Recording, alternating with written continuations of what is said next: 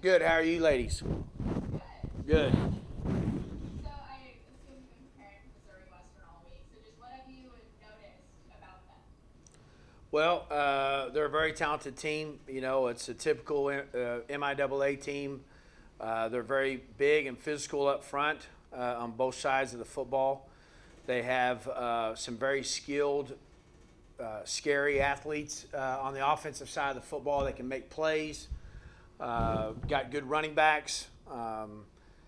They have very good linebackers. They're to me, they're very well coached on both sides of the football.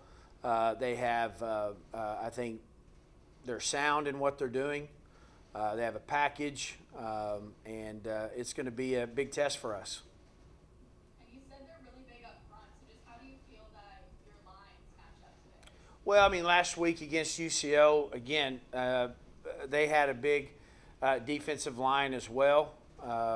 You know, and that's kind of the MO in playing in this league, in the MIAA. So we just, again, got to be able to, I think our guys are gaining confidence, you know, and I think winning the line of scrimmage is so important on both sides of the football. I mean, one of the reasons we had success last week is if you look at that game, we had 7 sacks, and we might have given up, or maybe I don't even know if we even gave up a sack. So that was huge. So, and that's going to be a big key going into this game. Yeah, that's awesome. And what are you looking forward to the most about this matchup? Just you know, we got to go on the road. It's going to be a very competitive game. Uh, you know, I think that watching the progress of our team, you know, it's so important in this league that you get better each and every week because there's going to be adversity that's going to hit you. So you're going to need to be able to be playing at a high level, because if you are, that's going to help you get through the adversity you're going to face during the season. So that's kind of what I'm looking forward to, just to kind of see again. We should be progressing as a team. You know, we're setting at 2-0. I felt like we played better the second week than we did the first week, you know, against a better team, honestly. So it'll be the same thing this week, you know, going against Missouri Western, who's coming off a big win against Fort Hays. And Fort Hays is a very talented team. That was an impressive win. So, again, we're going to need to raise our level of play. So, yeah, I'm looking forward to see how much progress we've made. And Braden Gleason seems to fit into his starting role nicely. What have you liked about his performance so far? Yeah, he's playing really well. I think the main thing that I'm seeing with him is he's protecting the football. He's managing the game the way that we want him to, and able to play with tempo when we want to play with tempo, slow down when we need to. He's made some very good decisions in protecting the football. I think there's times too that you know, he wishes that he could have some passes back, but that's normal in the game of football. I think, again, for somebody that only started basically 2 games in 2019, to go through a full year of not playing and then to come out these last 2 weeks and play very good football. And I think Braden would tell you that he knows he can play much better, and he's playing well. I think that's the ceiling with Braden, is that the more that he understands what we're doing offensively, the more confidence that he is going to get and have, and he'll be able to play a lot better. So he's playing just fine right now. Hey guys, I wanted to ask you a little bit more about Gleason. So 28 for 42, 280 passing yards, 3 touchdowns, 0 interceptions in his last game. What has he been doing over the last 2 years that has, I guess, elevated him to one of the elite? I know it's just 2 games of the season, but one of the elite quarterbacks in the MLA. Well, I think he wants to be successful, and he knows that the quarterback play at Emporia State has been at a high level. And I always tell him he needs to be who he is. He doesn't need to try to emulate those guys. But I do think it's important for him, and that he understands that the way we go offensively, and this may sound, you know, the old cliche, but, you know, our quarterback play is vitally important. And he's a student of the game. He wants to be as good as he can be, not only physically, but he also wants to be the best that he can be mentally, you know, and understanding why we're doing things. So, you know, when we meet now, and we've had a lot of meetings because, last fall we had to practice and didn't play. Last spring we had 2 scrimmages, but still you're practicing. And we've sat and had a lot of meetings that now the meetings are more like, okay, why are we doing this? Looking at the game plan, breaking it down more so he understands the why. And I think that makes him a better player, and I think that's kind of where I see his progression right now. Yeah, I wanted to ask you about the 2-year gap. I think there was a lot of conversation at the beginning of the season, and I know all of my teams were in this boat about rust having not played pro game in 2 years. What are your thoughts on that? Yeah, I mean, I definitely understand that. I think the 2 scrimmages that we had in the spring kind of helped that. I think it just helped with our motivation too. Just players being able to see somebody else against them that's wearing a different colored shirt. So I think that from a standpoint of rust, I think that's something that you worry about. But football's football. I think again, the more that players feel good about what you're doing, whether it be offense or defense, and they understand your scheme. And it's all about execution, So I'm a big believer in repetition and getting a lot of reps in practice. The guys, of course, getting a lot of reps during the summertime. I think that, we have a great group of players that stay here over the summertime and truly commit to our football program and truly commit to becoming the best that they can be. And they're working together, and I think that pays huge dividends, So, and I kind of. It's weird that I don't want to say that we don't have any rust. I mean, I think we can play better, but that's not been something that I've really kind of thought about, But I can understand why people would worry about that, so anyway, I don't know if I answered that question very well or not, but that's just my honest opinion. Yeah. And then the last one I have for you is: are there any areas in the first 2 games that have kind of surprised you in terms of strengths you guys have had? Guys that have played really well, early on, maybe younger guys and things like that. I think that there's been some of our younger receivers. We're young anyway at that position, but I think those guys are playing better. I think that there's a couple D linemen, young players that I think thought were going to be good players, and now they are showing it out there on the field. So I think that our Billy Ross, one of our running backs, both running backs really are younger guys. Even our transfer, Kanan Brooks, those guys are playing at a high level. We're starting a redshirt freshman at right tackle, and it always makes you nervous when you're starting, whether it be freshman or redshirt freshman in the MIAA. And I've started them before in this league, just being here for so long. But Sherman Deaton is the tackle I'm talking about, and I think he's doing a really good job. I know there's a lot of room for improvement with him, but I'm able to see progress that he's made since training camp. And he still has a long way to go. So I don't want to say that was a surprise, but I think that it's something that we knew going into it that could maybe give us some problems, and I think he's holding his own right now.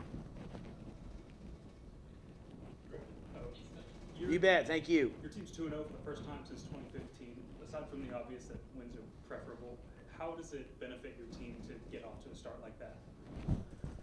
I don't know. It sounds good when you say 2-0. I mean, so that's how I look at it because we've only played 2 games, and I think giving us confidence. I think just I know how, and I talked to him about the feeling that you have after a good win. On Saturday, how we felt on Sunday when I'm up there talking to the team. I reminded him about that last week. Said, hey, the way we're feeling right now, we're all laughing, having a good time. We're watching film, we're making mistakes.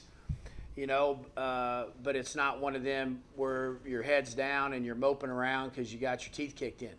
So I think that's kind of the mindset that we have right now. We need to keep it. And the only way to do that is to go out each and every day at practice and work to become better.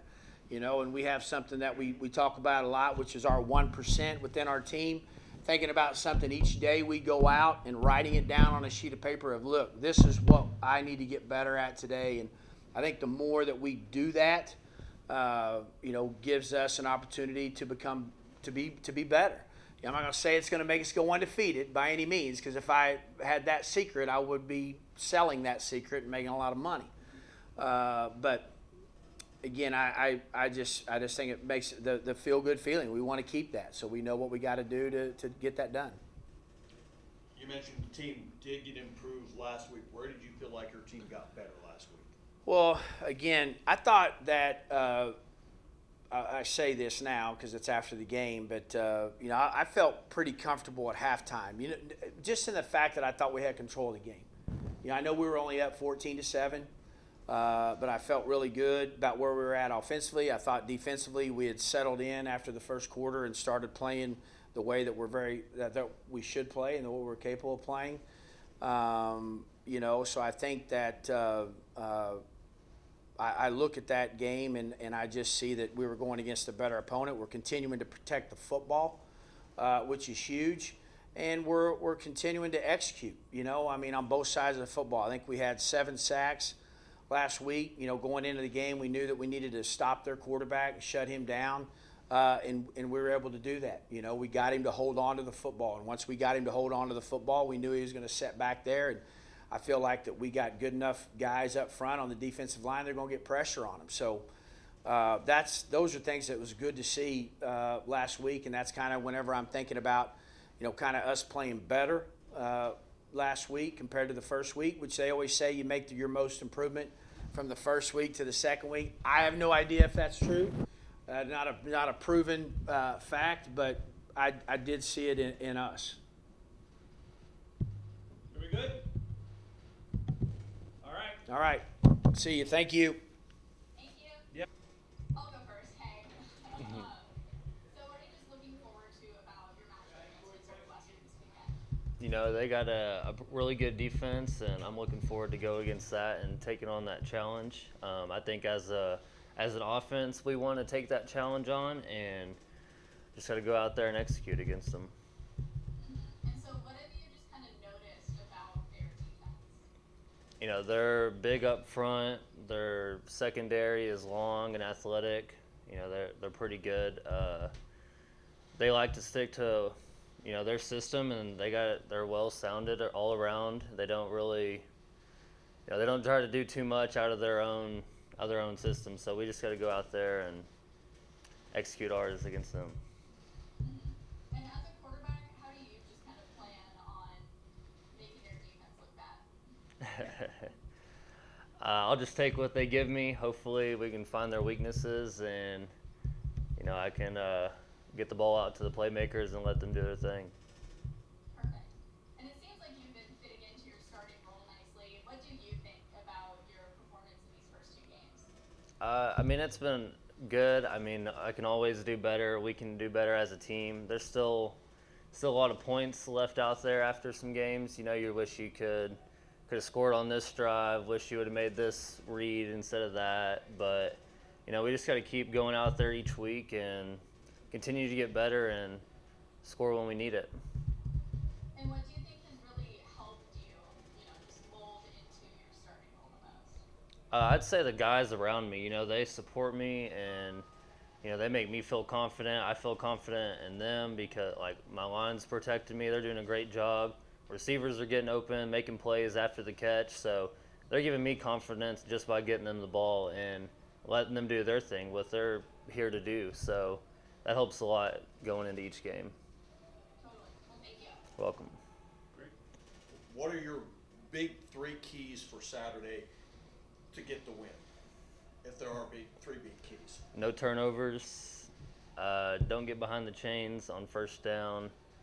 And no penalties that are drive killers.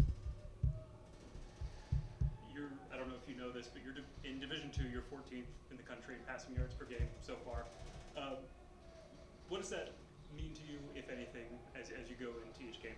I really didn't even know that. I don't pay attention to that a whole lot, but just keep getting the ball out to the playmakers. Let them do their thing. They're the ones getting all the yak after, so just keep getting it out to them. Let them do their thing.